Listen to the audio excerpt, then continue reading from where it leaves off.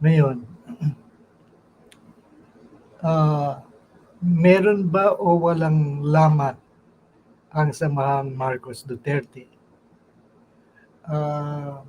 Ang sabi ng iba, meron na. Kasi meron na yung tuligsaan eh.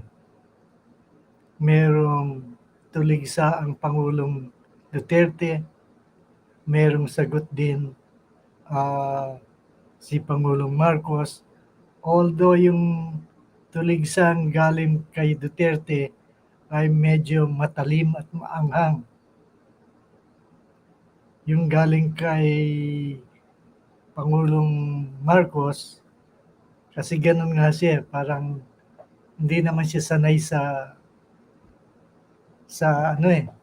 sa tinatawag na verbiage o kaya verbal tussle. Ayaw niya nun. Yung mga argumento, ayaw niya nun. Anyway,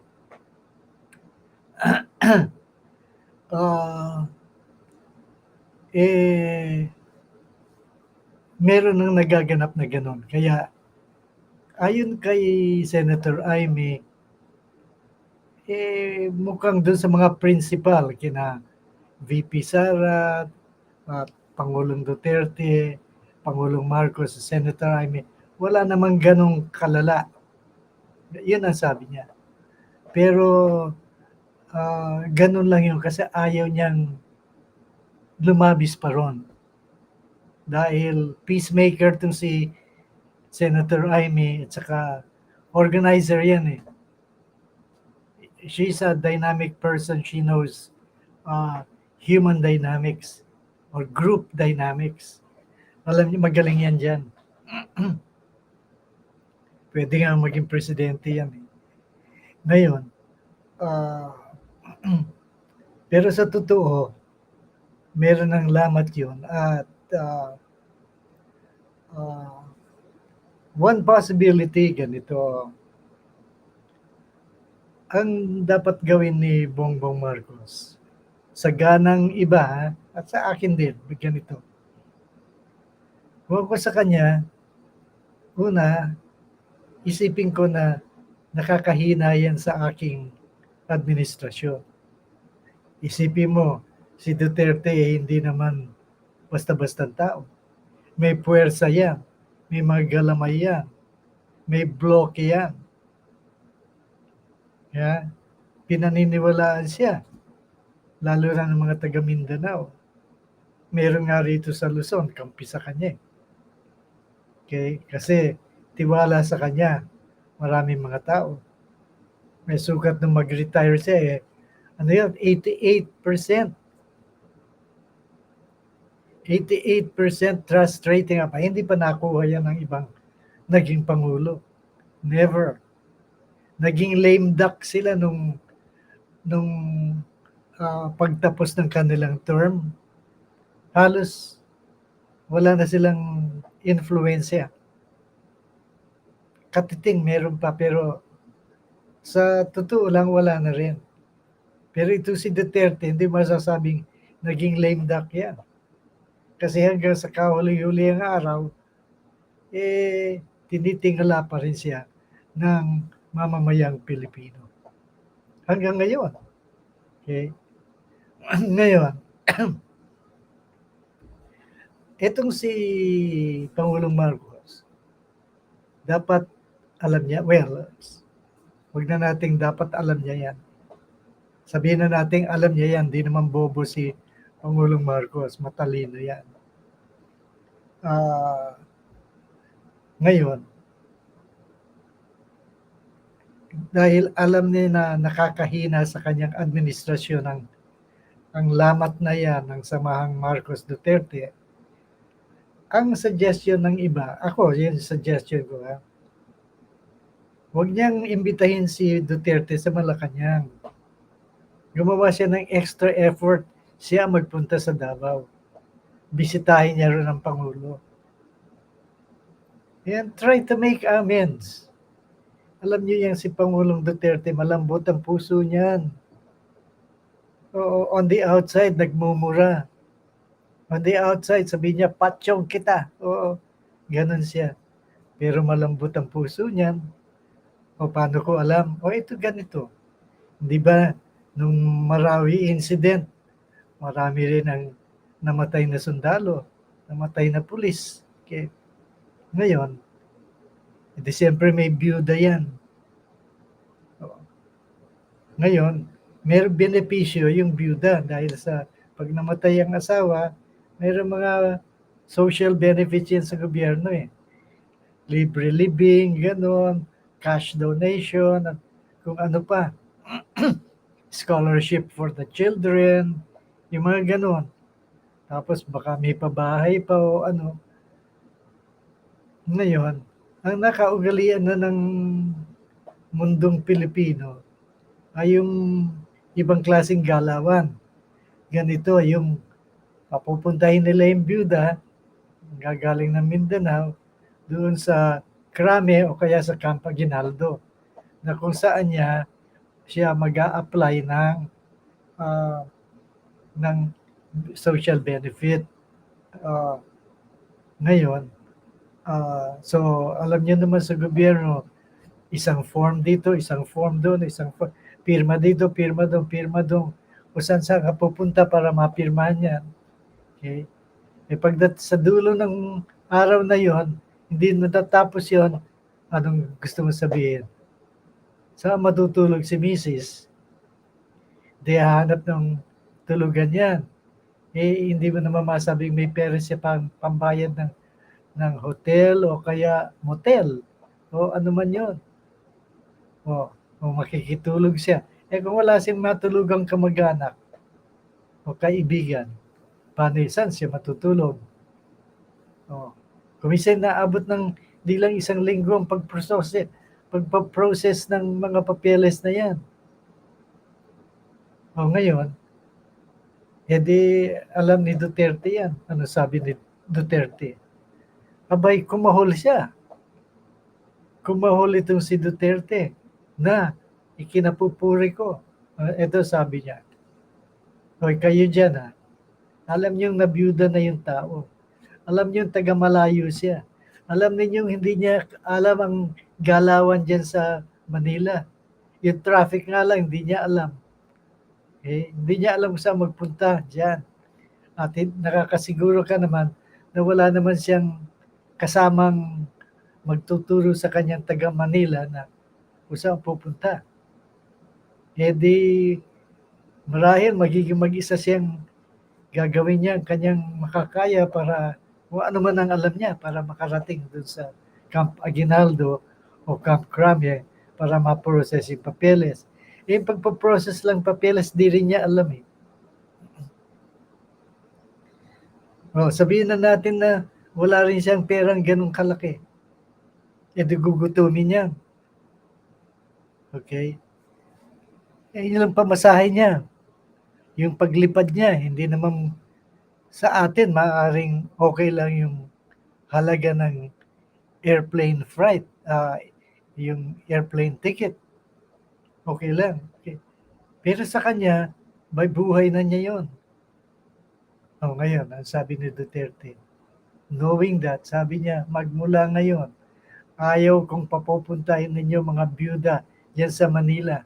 Kung may kukolektahin silang benepisyo, kayo maghanda ng mga papeles, isang pirmahan lang yan. Dalhin niyo ang papeles na yon sa kanya. Dalhin niyo yung mga benepisyo sa kanya. Kayo ang magdala. Kayo ang maghatid. Huwag na ninyong abalahin yung misis dahil marami nang dinaanan niya at taga Mindanao pa. Di ba? Galing. Di ba ang galing?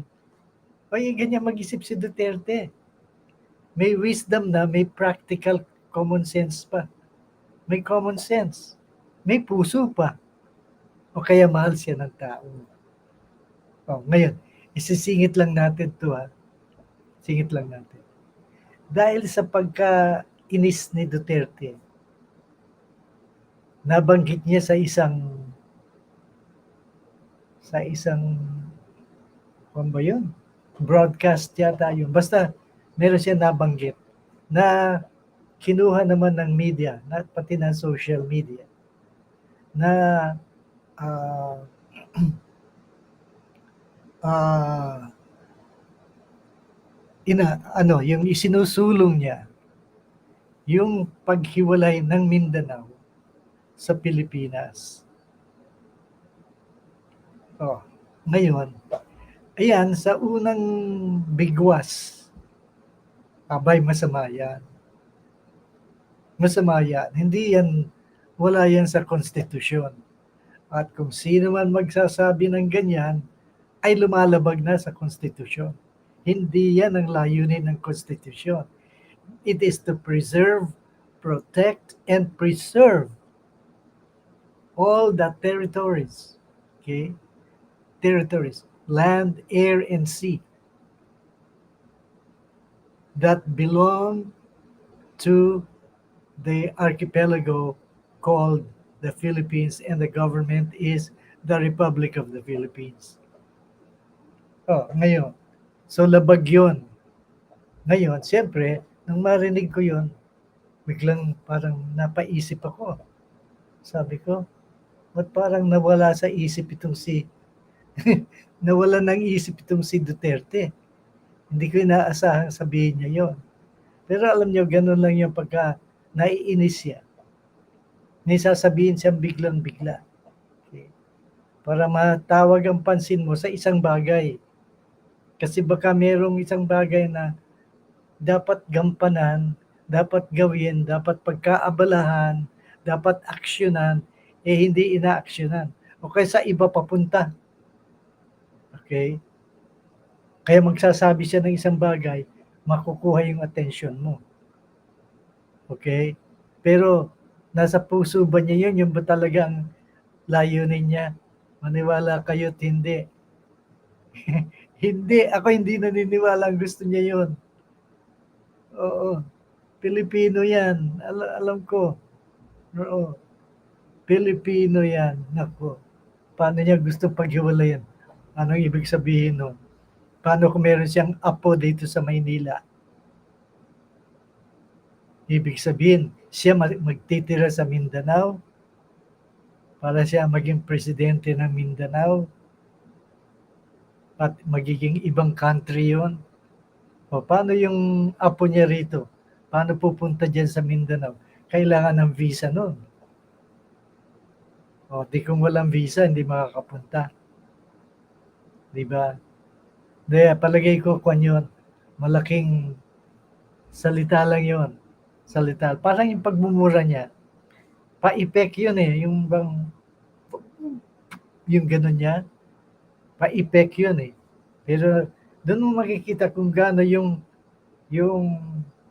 simbulat, yung bugso ng kanyang damdamin tungkol sa kanyang sinasabi. Kaya siya nagmumura ng gano'n. Okay, parang kahindik-hindik na yung bagay na yon na nagdala sa kanya upang magmura. Ganon yun. Oo. Pati yung sinasabi niyang passion kita, yung ganon. May talagang sinasadya niyang takutin yung mga masasamang loob. Pero sinabi ba niya yun sa mga mabubuting mamamayan? Ay, hindi. Gustong-gusto nga yun ng mga mamamayan eh. Bakit? Kasi takot yung mga masasamang loob, yung mga drogista, yung mga nagbebenta ng droga, yung mga uh, yung mga drug lords, at pati yung mga military na kasama dun sa mga uh, drug lords na yan, takot. Dahil sinabi niya yun. Okay? Kaya sa Davao, ginanon din niya yung mga masasamang loob doon nung mayor pa siya. Sinabi niya sa kanila sa kanyang radyo na bibigyan ko kayo ng ano ba yun? 36 hours yata, gano'n. Hindi ko alam yung exact, 48 or 72 hours, hindi ko alam, pero gano'n lang kaikli yun. Bibigyan ko kayo ng ganitong oras, magsilayas na kayo dito sa Davao, kilala ko kayo. Pag hindi kayo lumayas sa Davao, patyon kita. Oh, ngayon, Ano nangyari? Abay, malinis ang Davao. Luminis ang Davao. Takot sila. Dito na ngayon, di ganun na nga naging imahe ni Duterte. Nung magiging presidente na siya, nanalo na siya. 1 week before, ang natatandaan ko ito, 980,000. 980,000 uh, mga uh, drug-related uh, violators, mga users, mga sellers, mga runners, mga yon. Ewan ko kung may drug lords doon. 980,000. Sumuko. Kaya naguluhan. 1 week before he sat on the seat as president, ganun karami sumuko. Kaya naguluhan ng mga tao. Ang mga, it caused quite a stir, you know why? Well, 980,000 is 980,000. That's no small amount or number of people. Where are you going to house them? Where can you just imprison them? See, the prisons are already uh, excessively occupied the way they are. Sa milalagay yan. Kaya nagpatayo na sila ng kung ano mga tents, tolda, o yung mga empty buildings, ginamit yata nila yung ganon. Basta gumawa sila ng paraan. Amen? Pero during the 6-year term of President Duterte, talagang totoo yun. Citizens had become, citizens had enjoyed a sense of security, peace, and well-being when they uh, go on a promenade or when they walk on the, let's say, sa Rojas Boulevard, o kaya doon sa Ayala Avenue, o kaya doon sa Fort Bonifacio, yung gano'n. Hindi na sila ganong takot. Even if they are with their family, mga children, 12 o'clock, mga early in the morning, 1 o'clock, 2 o'clock, kasama. Hindi takot. Why?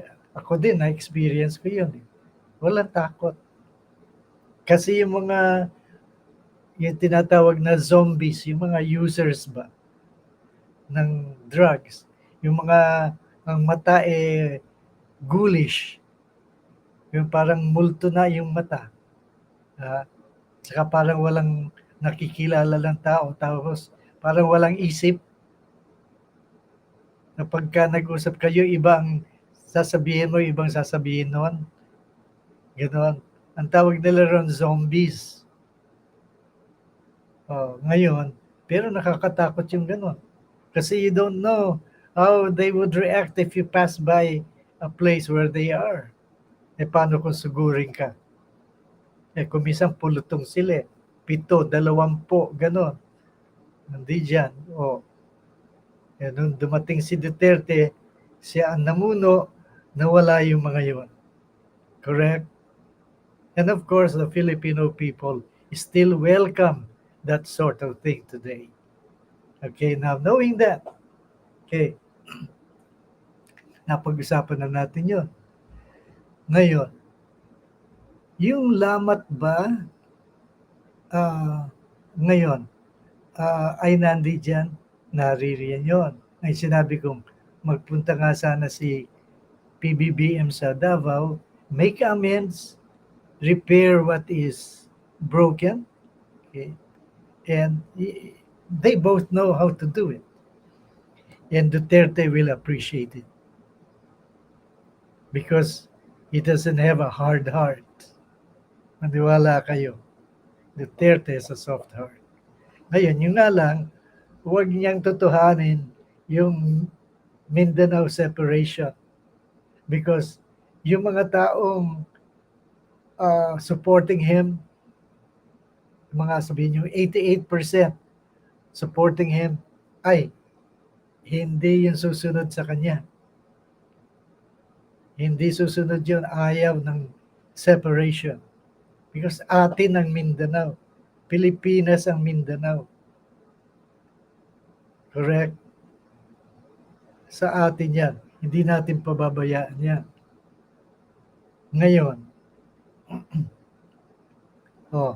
ano pa ba? Ano pa yung tungkol kay Duterte? Siyempre, dahil sa meron na ngang lamat, nabanggit na rin niya yung polvoron na hindi rin ikagaganda ng samahan nila at hindi rin ikabubuti ni Pangulong Marcos. Okay? Hindi rin ikagaganda. Ngayon, so, ano pa ba yung patutunguhan ng usapan natin? Ngayon, kung patuloy ang lamat na yan at masiraan nga ng todo-todo itong si PBBM, hihina ang kanyang administrasyon. Sino ang magtatamasa ng pabor dahil sa ganun ang nangyari kay PBBM? Hulaan nyo.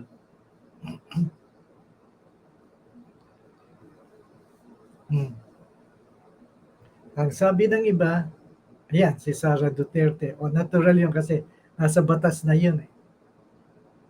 Pero itong si Sara Duterte, hindi naman siya yung tipong presidente ka, vice-presidente ako. Pag nawala ka, ako na susunod. Kaya hindi ko nahihintayin ng 2028. Ngayon pa lang, sunggabang ko na yan. Hindi ganoon. Kaya nga lang may lamat dito, hindi naman siya may gawa. Gawa naman yan ng mga nasa kaliwa at yung mga nasa Kongreso at yung mga nasa sa kampo ni na Speaker Romualdez. Daw. Okay. Ngayon, so hindi si Sara ang may ano dyan. Ngayon, so sino pa ang mapapaboran pagka humina itong si Marcos? Alam niyo kung alin? Siyempre, sa pagkaganyan ng labanan, yung mga dilawan, siyempre magre-reorganize sila. Yung mga pinklawan, mag-organize din. At kung kailan magsama yung pinklawan at saka yung dilawan, magsasama yan. At kung kasama rin sina Speaker Romualdez, di magsasama yan. At yung mga kaliwa na talaga namang ayon sa balita nga, kinakausap nila at mukhang may mga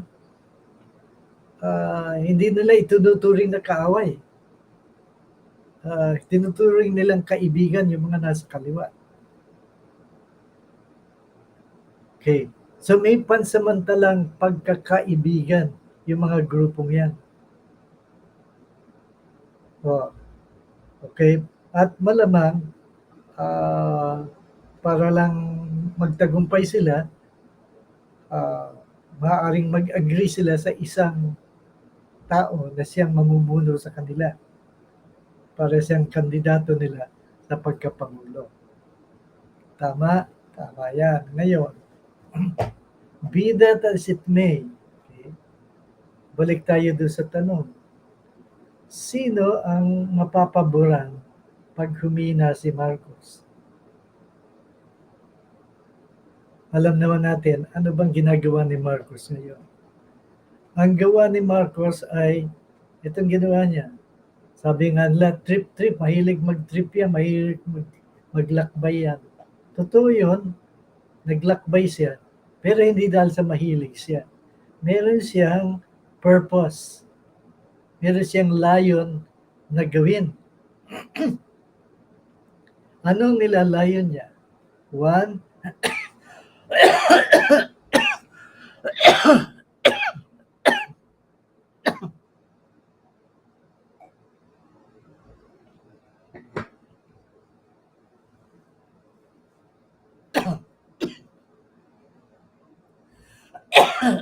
Excuse me.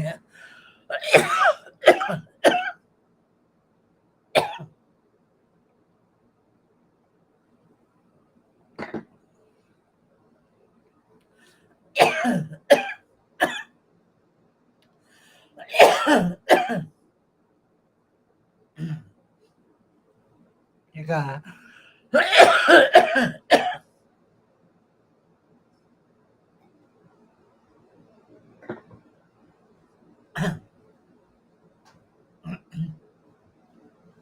Una, upang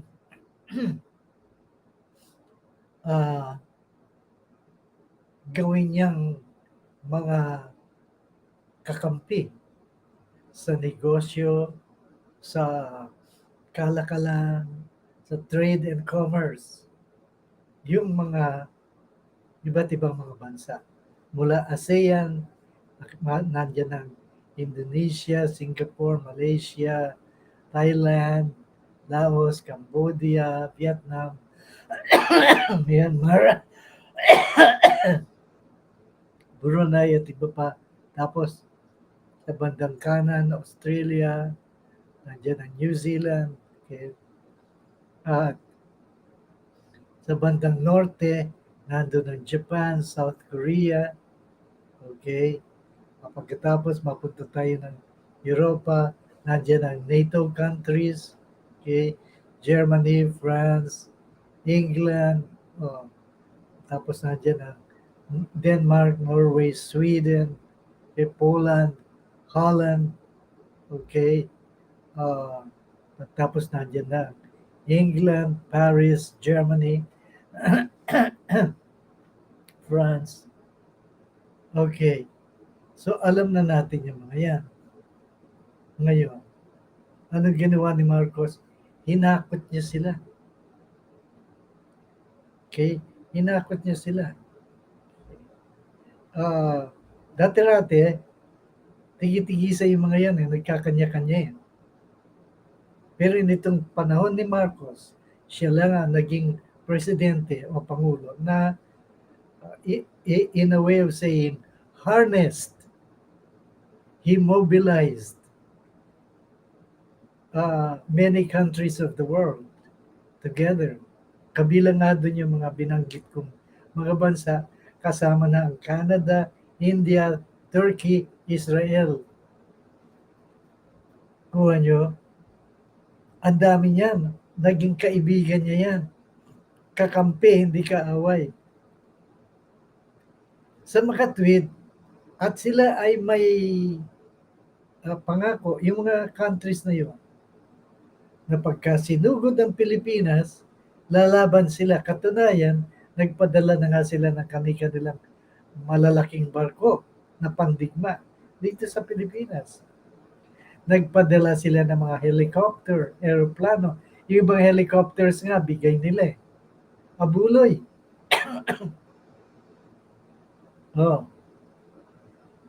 Yung ibang aeroplano,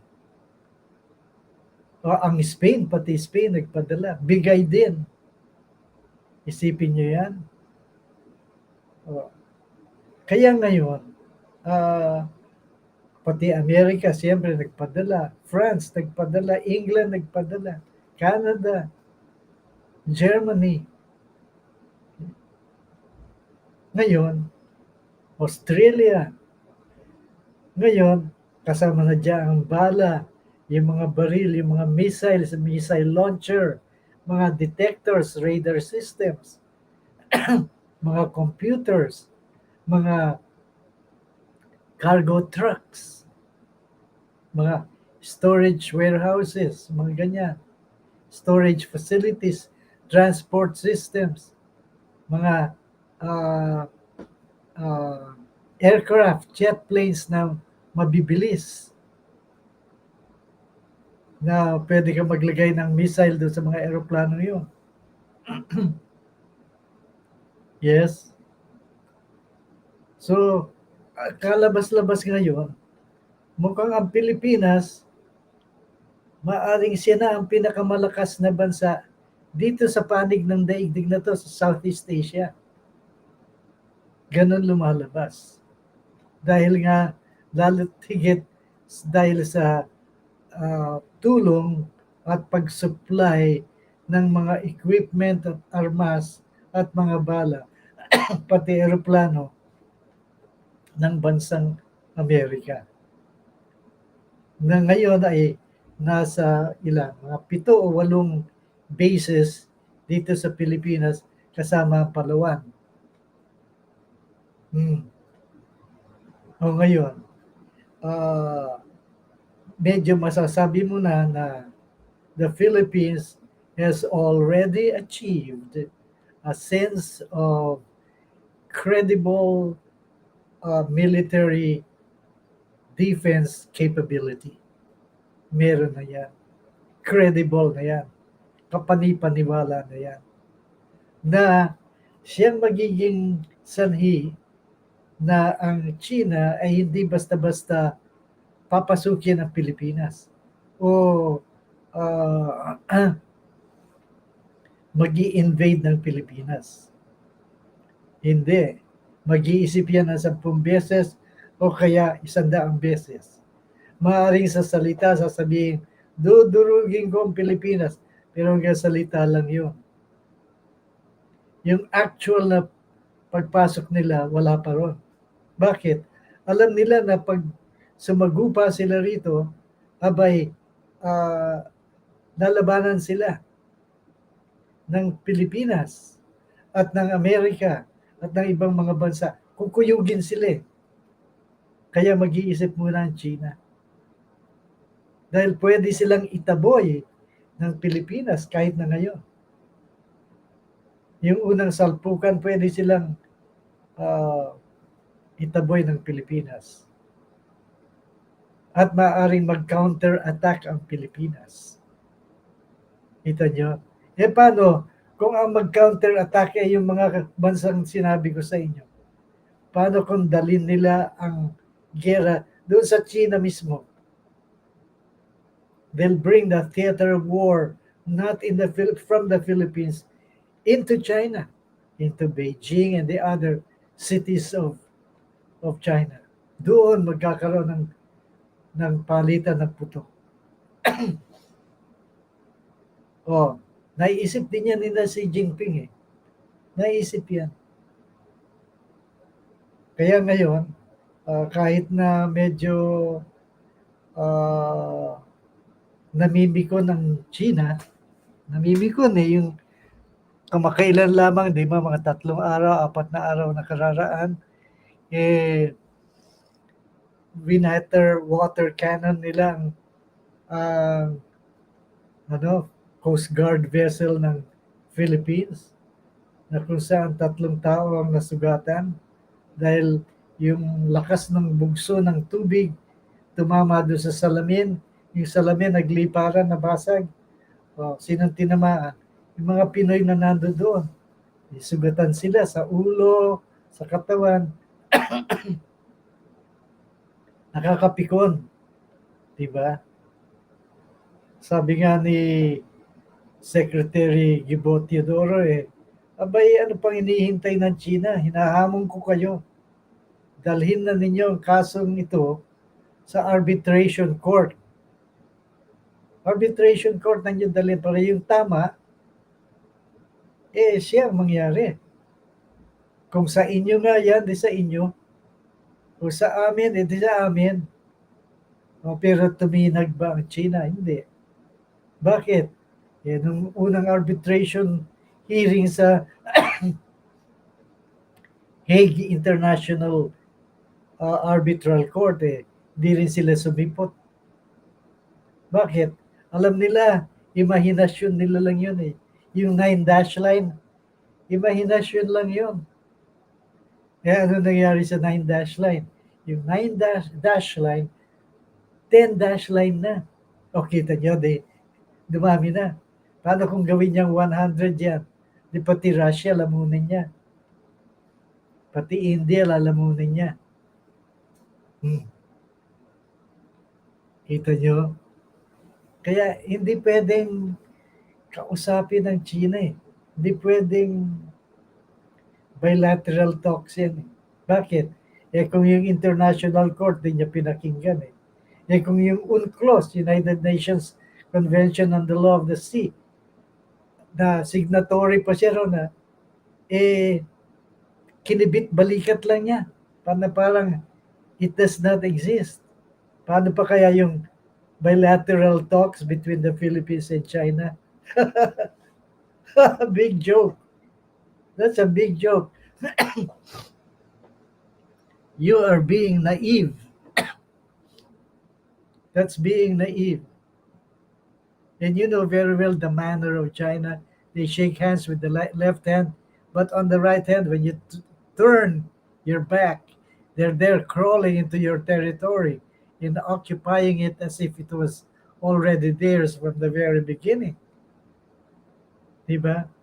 That's why you cannot trust China. Then why should you engage in a bilateral talk with a party that cannot be trusted and is not reliable and does not have one word and does not honor the provisions of international law? What for? Diba? What for? Now, mabuti na lang ganito ang nangyayari sa China. This is what is happening in China today. The real estate industry bubble has burst. Bagsak ang kanilang real estate industry. And that is into billions and billions of dollars. Bagsak yun. So if the industry falls, paano yung kanilang employment within the industry? Bagsak din. Kung bagsak yun at may unemployment doon into millions of people in that industry, and the millions of people could get hungry. Families will get hungry. Walang hanap buhay. Diba? Number two, their banking system is in a crisis. Bakit? They cannot honor mga withdrawals of bank depositors. Kaya galit, nagingit-ngit ang mga bank depositors ngayon ng ilang mga bangko. Hindi lahat, pero mga ilang bangko. O may bankruptcy. O ngayon, di, paano yun? Kung may bankruptcy doon, wala ring hanap buhay na yung mga tao yun. Magsasara eh. No operation. Paano yun? Paano yung kita nila? Paano yung mga families?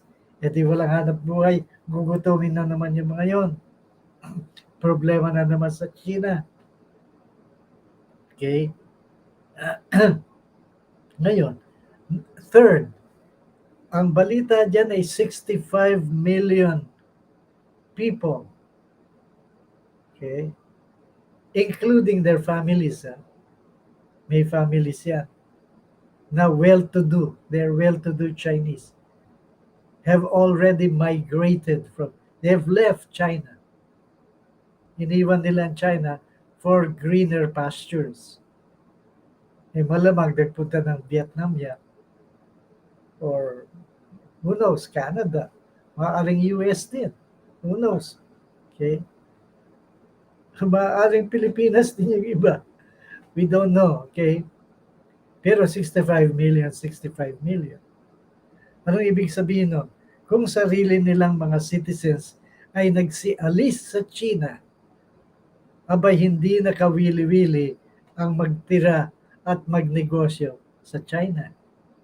Number 4, may mga US and English, German, and other companies na nagtayo ng factory at business operation sa China, they closed shop and moved elsewhere. Nagpunta sila sa iba. Eh di lalong ikinahihina ng China yan. Kaya ngayon, with that as only a partial scenario of a more complete picture of a crisis, eh malamang hindi kaya ng China to go into war because China has to have the logistics. It has to have not necessarily the dollars, but certainly money to defray the expenses to fund a war, and it can be a long-term war.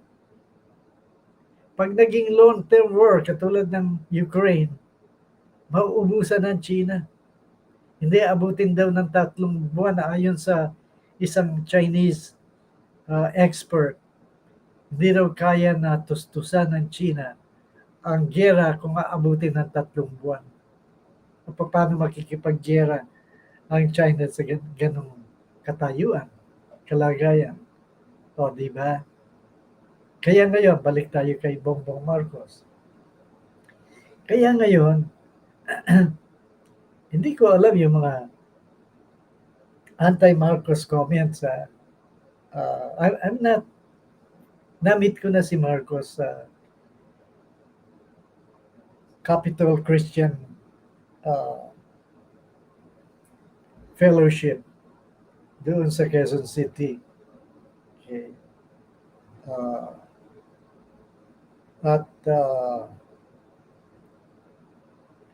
Hindi mo naman masasabing hindi ko siya kilala. Pero hindi naman kami ganun ka-close. So, bakit mukhang bantulot ako na pabayaan siyang mawala o manghina? Eto nga yun. Yung pag-harness niya ng community of nations in order to build a credible defense and to sustain it. Sustain means to continue developing it, to match whatever is happening in the world. Halimbawa, umakyat ang military capability ng China ng 10%, dapat tumaas din ng 10% or more ang capability ng Pilipinas to match whatever is threatening the Philippines. Ganun yun. Yan ang gawa ni Marcos. Nakuha niya ang trust ng Amerika. Although, masasabi mo naman sa Amerika, talaga namang gustong makipagkaibigan ng Amerika sa Pilipinas, hindi dahil Pilipinas ay Pilipinas, kundi yung strategic position ng Philippines in the world, katulad ng sa West Philippine Sea. Yan ay strategic position. Kung may bases dyan ng Amerika, may strategic position ng Amerika. Ngayon, kaya yung pagtatanggol ng Amerika sa Pilipinas, yan ay hindi dahil mahal ng Amerika ang Pilipinas. Yan ay dahil kinikilala nilang strategic ang location ng Pilipinas na ginagamit nila. Yan ang totoo dyan. O ngayon, therefore, ganito lang yun. Huwag naman nating ikasama na ganun nga ang totoo. Kasi kung anong ikabubuti naman ng Amerika, yun naman ang ikabubuti natin. Paano kung mahina ang Amerika? O di nila kayang i-sustain ang operation ng 8 bases sa Philippines. Paano tayo? Kaya nga naman, ang mga bansa ay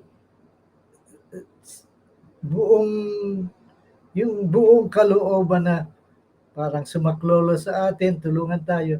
At dahil unang-una, nagpakita ng pagtanggap sa atin ang Amerika. At sinabing, lalo na ito si Biden, sabi ni Biden, walang kagatol-gatol na sinabi niya. Tagalog yun. Kinopya ko lang yun eh. Ang sabi niya, our commitment to defend the Philippines at any cost is ironclad. Ayun. O, parang nakaano sa bakal. Kaya alam niyo, bakal, hindi mo naman madaling baliin o wasakin eh. Kung ironclad siya, parang nakabalot siya ng bakal. Hindi papel ang pinagsulatan ng kontrata. Bakal. Yun ang ibig sabihin ni Biden. Alam niyo nung araw, sinasabi ni Biden ay, yung mga knights, anong mga knights? Nasa iron armor. Iron armor. Kaya pag sinabing ironclad, para kang naka-armor. Handang makipaglaban. Okay? At ibig sabihin, hindi madaling burahin din. Kung nakasulat sa bakal yan, hindi mo mabubura. Kailangan mo munang sunugin. Correct? In other words, matibay na kasunduan yan. At sabi pa ni Biden, kamakailan lang ng isang araw. Siguro mga 2 araw, gano'n. Ang sabi niya, ituturing namin na pagka sa paglusob ng China sa barko o sa sakyang pandagat ng Pilipinas, may mapatay na isang Pilipino, ay ituturing namin na yan na ang simula upang ma-invoke. In other words, upang lingunin natin yung pinag-usapan na nakasulat doon sa Mutual Defense Treaty between the Philippines and the United States. That was done in 1947. Na an attack on one is an attack on the other. Yun ang essence nun eh. Kumbaga sa pag inatake mo ang Amerika, ituring mo rin inatake mo ang Pilipinas. Pag inatake mo ang Pilipinas, ituturing din na inatake din ang Amerika. Paano gagawin ng dalawa? Kung inaatake nga sila, di magsasama yan upang ipaglaban at ipagtanggol ang Amerika at ang Pilipinas. Correct? O yun. Ganun yun. O ngayon, babalik tayo kay Marcos kasi si Marcos pinag-usapan natin eh. Ngayon ganyan nga yan, hindi basta-basta lulusob ang bansang China. Kahit na Russia, hindi gano'n. Sabi nga ng Germany, sa loob ng 30 minutes, sa loob ng kalahating oras, kayang durugin ng Germany ang buong Russia.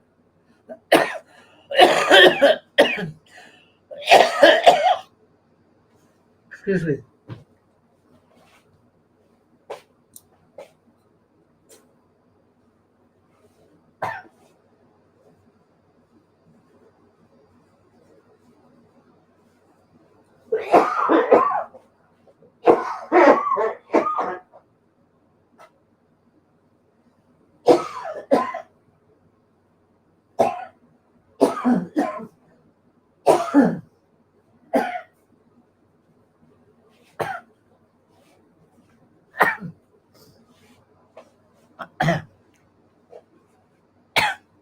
May nakain siguro akong either maanghang o may isang ano ba yun? Parang grain or something na sticking there at doon sa may ngala-ngala, doon sa may throat. Kaya na-irritate yung throat ko. Pero mamaya pag nahugasan na, wala na rin yan. Salamat ha. Tutuloy natin yun, ang pinag-usapan natin. Ngayon, magkagayon nga. Nasa pwesto na tayo. Ang kauwian nito ganito. Ba't mo pahihinain ang isang tao o ang kanyang administrasyon kung ang ginawa ay he was able to harness and mobilize all these countries first for the defense of the Philippines. And at no time has the Philippines ever been so capable. At no other time has the Philippines ever been so capable incredibly capable to defend itself. No other president has done this. O kita nyo, kaya yan ang reason ko dyan. Sasabihin nyo, gusto mo lang si Marcos. Well, nandun na ako. Let's say, may admiration doon because nagawa niya yan eh. Yung ibang presidente, hindi nga nila nagawa yan eh. Okay? Na hindi ko naman sinasabing mahinang klase yung ibang presidente. Do not imply that because I don't imply that. Na sinasabi ko lang, yung side ni Marcos. That Marcos alone has been able to mobilize and harness what he has done. The cooperation and the willingness of all those countries that we mentioned today, right? Including Israel, India, Turkey, yes, South Korea, Japan, Australia, New Zealand, the NATO countries. Kasama na dyan ang Sweden. Yes. Oh, Canada. Yeah. Oh, sino nakagawa niyan? Marcos. Ngayon, kaya pag tinatanong mo ako, gusto niyo bang say manghina, masiraan, o mapalayas? Hindi. Ayoko. Paano yun? Mukhang ang sabi ng iba, si Lisa Araneta daw. Ang siyang tunay na presidente. Ganun lang sabi-sabi dyan. Di ba mga Pilipino naman eh. Sa Pilipinas hindi ba yung asawang lalaki? Maraming mga bagay pinagbibigyan ng asawa. Tapos ang tawag doon sa lalaki, under the saya. Ganun talaga yung Philippines, kahit na sa Amerika, ganun din.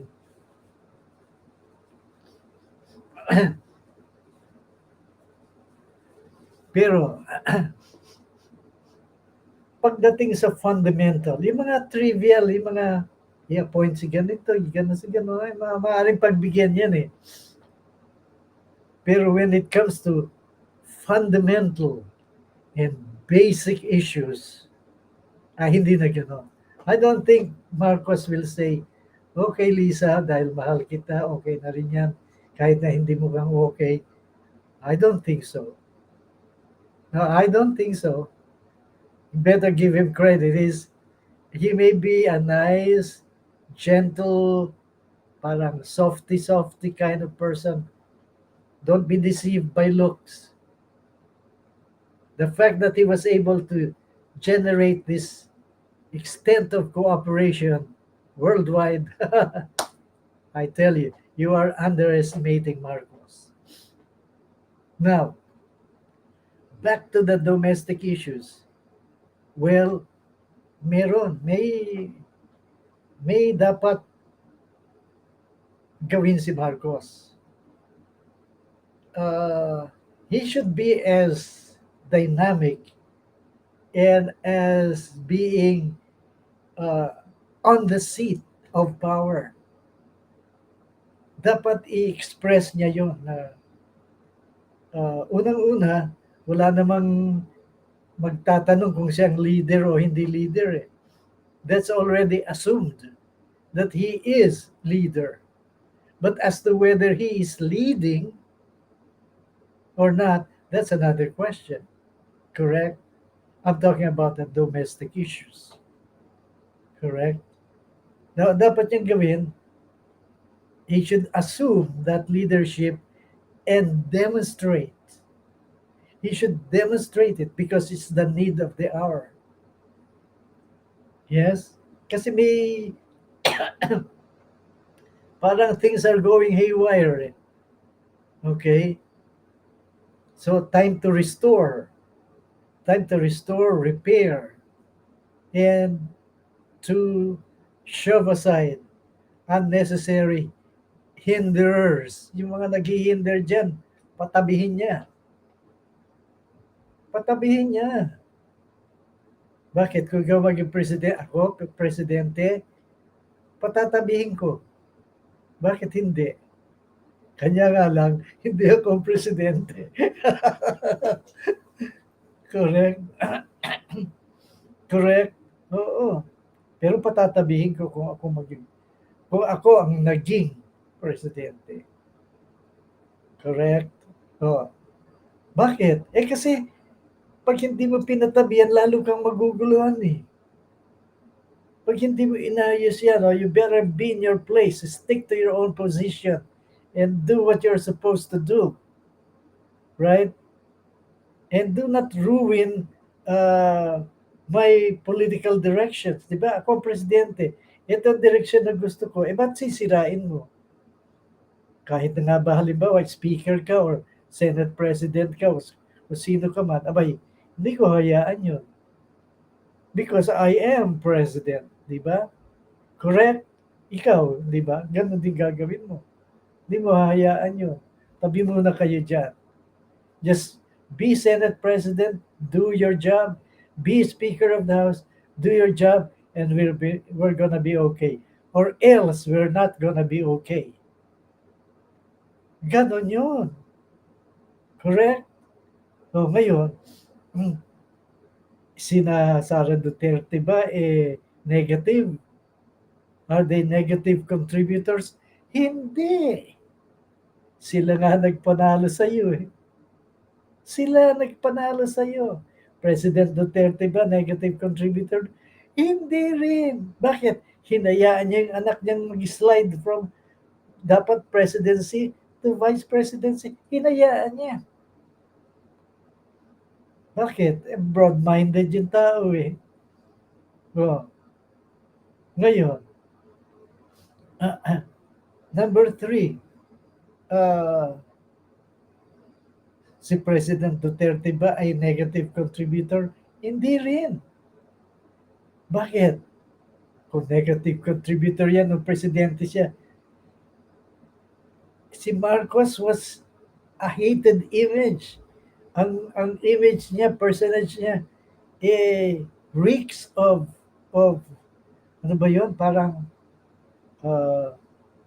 of the image of his father. Kaya namamana din niya kahit na papano eh. Tinatamaan din siya ng hangin ng masamang image ng kanyang ama. Okay? Ngayon, at dahil dyan, kahit na anong pagsisikap ng mga Marcos na ipalibing itong si Pangulong Marcos sa libingan ng mga bayani, walang presidente na nagsabing, okay, libing na natin siya. Only President Digong Duterte did it. Only Digong. Kita nyo? Malakas ang loob nitong si Duterte. Imagine going against a whole nation that is really raging mad against the Marcoses. Doon ginawa niya, sabi niya, unang-una, pagka ikaw ay naging sundalo, may karapatan ka. Sabihin na natin, hindi natin siya ililibing doon bilang presidente. Pero ilibing natin siya bilang sundalo. Kasi sundalo naman siya talaga. At kung sundalo siya, nakipaglaban naman siya sa mga Hapon eh. At dahil doon, karapatan niya mailibing sa libingan ng mga bayani, huwag niyo nang kontrahin. Hindi napalibing nga si President Marcos doon. Kaninong kagagawan niyo? Si Duterte. Is Duterte a negative contributor? Hindi. Kaya, ito PBBM, spend some time thinking about these things. Okay? Ngayon, next, yung ICC, kalukuhan yun. Malaking kalukuhan. Kahit na common sense lang. Look me straight in the eye. Okay, look me straight in the eye. If you're watching this, look me, or have somebody copy this video and let you watch this. But look me straight in the eye. Di ba malaking kalokohan yun na ICC will make a probe here when an existing dynamic and working judicial machinery is alive, operating, and doing its business. It's not locked down. It's not immobile. The courts are open. They're not closed. The judges are at work. The lawyers are at work. The prosecutors are at work. The whole judicial machinery is at work. Oh, sasabihin ba mga gunggong yung mga yan? Sasabihin ba mga robots yung mga yan? Hindi. O kung hindi, it means it is at work. Then what is the business of ICC coming over to the country and saying we will investigate? You have no right.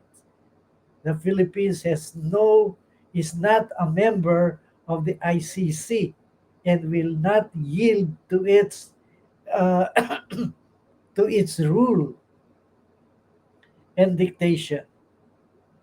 You know what I'm gonna tell the ICC if I were president? Scram! You have no business coming here unless you come here as tourists.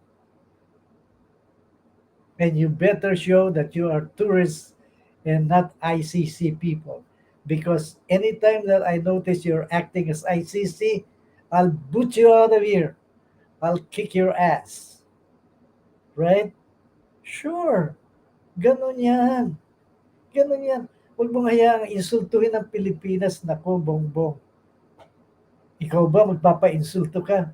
Sasabihin, ikaw bongbong, hindi ka naman presidente. Pwede bang, let's say, ang bansang Guatemala magpadala ng representative dito para tingnan kung ginagawa mo ang trabaho mo bilang presidente? Ha? Di ba? Patingnan natin sa Mexico kung tama ang ginagawa mo. O kaya, pabisitahin natin mga taga Myanmar at inspeksyonin nila kung tama ang mga desisyon mo. Ano ka? Hindi ba? Ano ka? Oh. Ang tamang gawin dyan, sipain sila. Tama? Tama. Now, of course, as Christian, we won't say that. And that's not our attitude, okay? But nevertheless, we will not allow them because they have no jurisdiction nor legal right. It doesn't even make common sense. It doesn't even make common sense. Right? Oh, so away with them. Tapos na yan. Okay, now on. Now, together with Sara Duterte, President Duterte, makakasama mo na dyan sina Harry Roque, sina Panelo, yung ganyan, sina Bato de la Rosa, sina Bongo, sama-sama na kayo. You become stronger until you end your term 2028. Yung bahala na ang Diyos dyan, di ba? Because si Lord naman ang talaga nag-a-appoint. Kung sino man ang uupo bilang presidente, that is God appointed. PBBM is God appointed. Hindi basta lumuluklok sa silya ng pagkapangulo ang isang tao, maliban na kung siya ay appointed ni Lord. Chosen siya. Okay? So, bigyan natin ng ibang pagkakataon naman yung iba. Right? Okay? Ngayon nga lang, may susunod ako ha. Pardon me for saying this. Yung policy ni Duterte na soft touch, parang ang tingin niya may pagka takot sa China, may pagka-subservient dahil ayaw niyang masaktan ng damdamin nila kasi baka biglang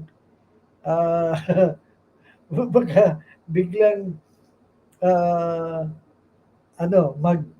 mag-invade sa Pilipinas, makalusubin ng Pilipinas sa pabigla-bigla. Ayaw ni Digong yon. Kaya medyo nilalaro lang. Yun, yung tawag doon talaga, nilalaro-laro niya ang China. Okay? Yun, okay yun nung panahon niya. Unang-una, wala pa tayong credible defense capability. Wala pa tayong commitment ng US, wala pang ganon ng United Kingdom, ng Sweden, ng Norway, ng Canada, ng Australia, wala pa. Ngayon na lang yun, pati Israel, India, kasama na, Spain, kasama. Ngayon. Okay. So noon, okay yun. Oo, okay yun. Okay lang yun. Pero kung sasabihin mong sa panahong ito o kaya sa panahon ng 2028, gagamitin uli yung Duterte strategy na gano'n. Sa China, ayoko. Excuse me, hindi ako payag doon. Kala ko mahal mo si Digo. Oo.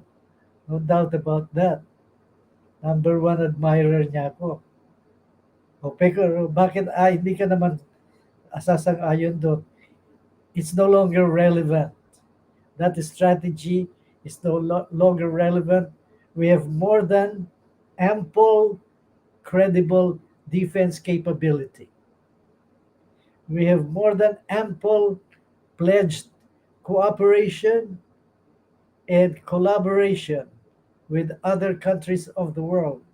Marami na sila. Takot na ang China dyan. Okay?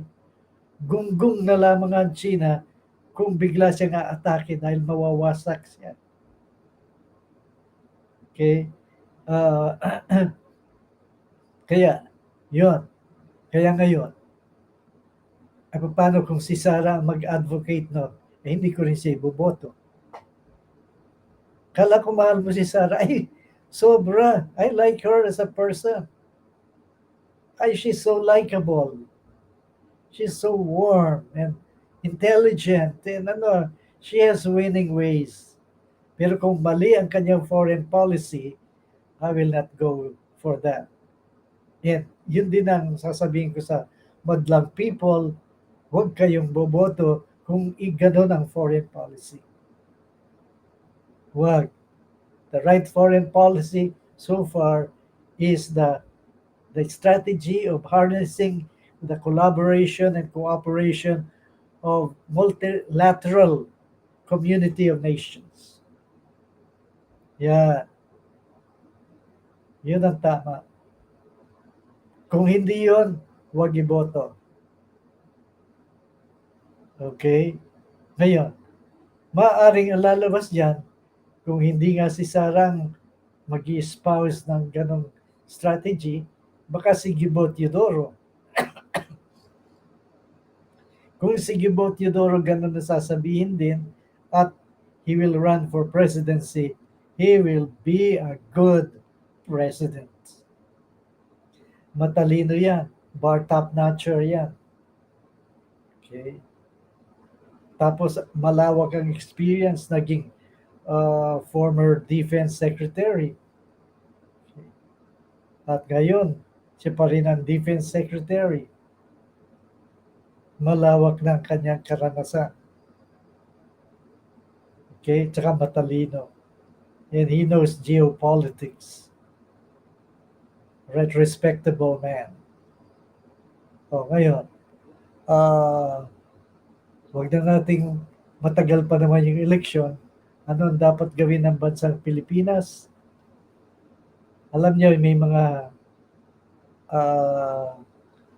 yung tinatawag na debris, yung pagka sumabog ang isang bagay, may mga nagkalat na bahagi. Yun ang debris, yung nagkalat na mga bahagi.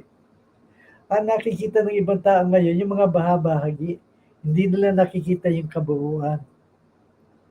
Dapat we should not lose sight of the entire thing, the entire scenario. And not only the entire scenario, but the future of that scenario over a long time period. Why?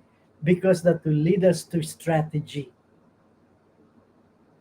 Strategy is when we do something today that will affect tomorrow.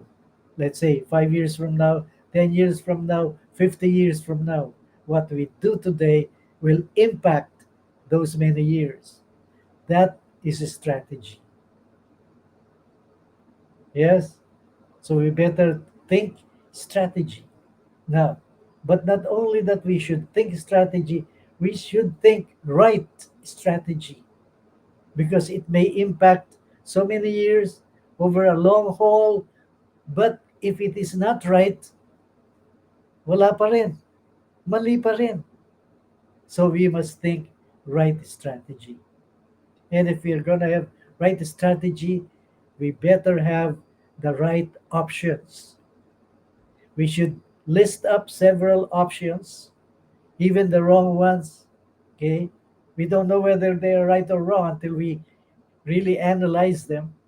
Okay? But we gather up several options and then we rank them as to priority A.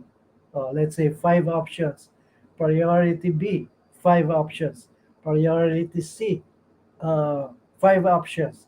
Priority up to G, 5 options. Okay, so we have so many options, so that in whatever way the wind turns and fortunes go, we have so many options, and we can, in the scramble for what should be done, we can simulate with our simulating computers, simulation programs, what should be the best options to take, let's say 10 years from now, 50 years from now. Yes. All right. Good. Now next we should have the people who are thinkers. Thinkers. Yeah, we should have thinkers. Now, to be a thinker doesn't mean if you're a DJ or you're an anchorman, you're already a thinker. No, no, with due respect. No, no, no, no. We should have a hodgepodge, a collection of people who know international law, geopolitics, political science, uh, and then individual national laws of other countries, right?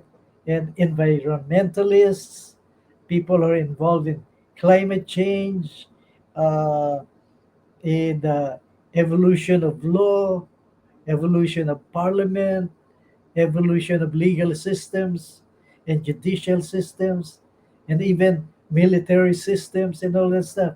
Even evolution of internet technology or extraterrestrial space technology and all that stuff. Even the development of AI. All right. We should have people like that gathering together and discussing. All right. Yes. Yeah.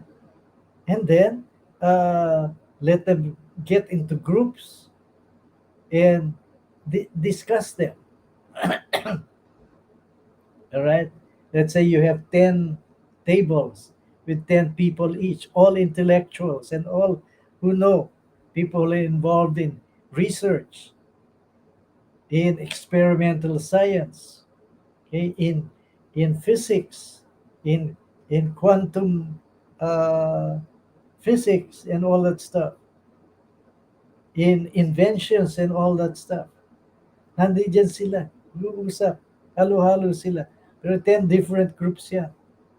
Kita mo maglalabasan ng mga ideas dyan. Tapos salain mo lahat yon. Tapos iisa-isahin mo uli. Alin ba ang mahusay dito sa Class A, Class B, Class C, up to Class G. Pili mo ang pinakamahusay doon. Pag sama-samahin yun, tapos i-filter out mo uli, i-stratify mo uli, i-rank mo uli. O di, kalabas-labas sa dulo, makakapili ka ng halimbawa 10 strategies na lahat ay tama at magaling. Correct? Correct.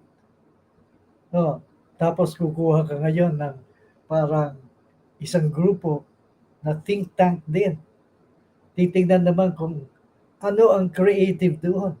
Kasi tama nga, magaling nga, pero hindi creative. Okay? So itong think tank na 'to, titingnan niyo, maglalabas ito ngayon ng creative idea springing from those 10 na magagaling at tamang strategy. Pero hindi siya creative, gagawin nila ngayon creative 'yan. Galing, oh, 'di ba? Tama 'yun, oo. Wag mo lang tawaging Pinoy Deli o Pinoy Store, hindi, Jollibee, 'di ba? Oh, meron ba Jollibee nung araw? Wala. Oh, re-engineer diyan, creative mind, strategic. Kaya hanggang ngayon buhay. Gano'n din dapat ang gobyerno. Correct? O tapos yung mga maliliit ba, yung mga trivial things, kailangan i-identify yung mga trivial. Pagka trivial yan, mag-assign ka lang ng tao to attend to them. Trivial eh. Pero pwede ka mag-assign ng point person. Ang tawag doon, point person. Mag-assign ka ng point person dyan. Okay? Tapos lastly, titignan mo yung budget. Kaya meron ka ring grupo na titingin doon sa budget. Dahil bright man yung idea. Magaling siya. Creative siya. Pero walang budget, di mo ma-implement yun. Correct? Ngayon, kailangan mag-allocate ng tamang budget. Ang problema ay kung minsan, halimbawa sa 10, meron kang budget. Doon sa pang-12, wala nang budget eh. Paano yan? Pero kailangan yun. Paano gagawin mo? Kaya ngayon, kailangan may tao ka rin na who are creative enough and they are wizards at making funds happen to make them available. Yung walang funds, magkakaroon ng funds. Amen? Amen? All right. At yan, naintindihan ni Marcos yan.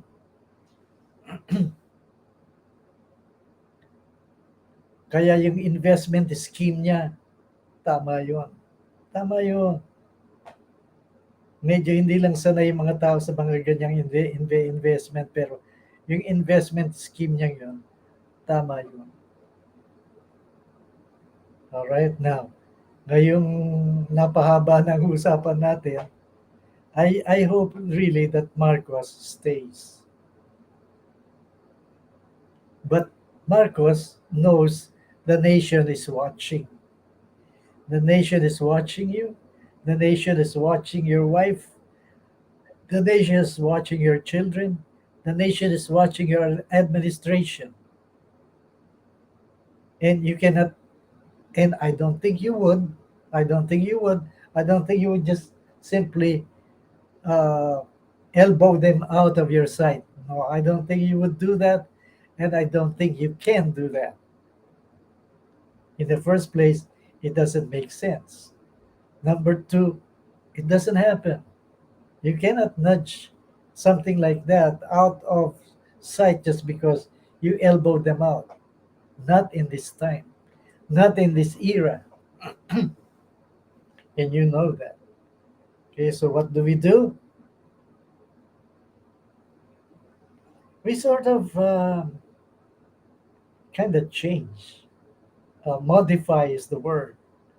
Modify the movement, modify our words, modify the thinking, so that there will be right thinking, right strategy, right timing.